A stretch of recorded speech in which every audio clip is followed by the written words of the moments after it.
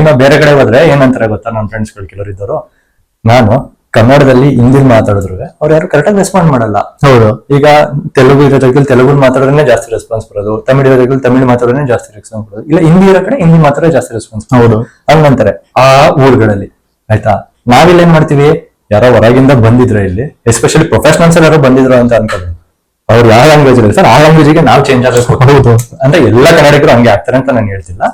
ಸ್ವಲ್ಪ main point ಅದು ಎಲ್ಲರೂ ಅಲ್ಲ, ಇದು 100% ಕನ್ನಡಿಗರು ನಿಜವಾಗ್ಲೂ ಅಲ್ಲ, ಕೆಲವರು ಇದಾರೆ. ಬಟ್ ಒಂದು ಕಾಯಿನಲ್ಲಿ ಎರಡು ಫೇಸ್ ಇದೆ, 1% 10% 25 ಹಂಗೆ ಚೇಂಜ್ ಆಗ್ತದೆ. ನಾವು ಮಾತಾಡ್ತೀವಿ, ಅದು ತಪ್ಪು ಅಂತ ಅಲ್ಲ. ಬಟ್ ನಾವು ನಮ್ದಕ್ ನಾವು ಸ್ಟ್ರಾಂಗ್ ಆಗಿ ಸ್ಟ್ಯಾಂಡ್ ತಗೊಂಡ್ರೆ, ನಾವು ಹಂಗ್ ಮಾಡ್ಬೇಕು ಹಿಂಗ್ ಮಾಡ್ಬೇಕು, ಅವ್ರಿಗೆ ಬೈಯೋದು ಇವ್ರಿಗೆ ಬೈಯೋದು ಅದ್ರ ಅವಶ್ಯಕತೆನೇ ಇಲ್ಲ. ಅವರಿಗೆ ಬರ್ತಾರೆ, ಅವರಾಗೆ ಬರ್ತಾರೆ, ನಾವು ಭಾಗವಹಿಸ್ಬೇಕು. ಹೆಂಗೆ ಪ್ರೀತಿಯಿಂದನೇ ಭಾಗವಹಿಸ್ಬೇಕು ಅಷ್ಟೇ. ಇದಕ್ಕೆ ನಾರ್ಮಲ್ ಆಗಿ ನೀವು ನೋಡಿ, ಈಗ ಹೈದರಾಬಾದ್ ಕಡೆ ಆಂಧ್ರ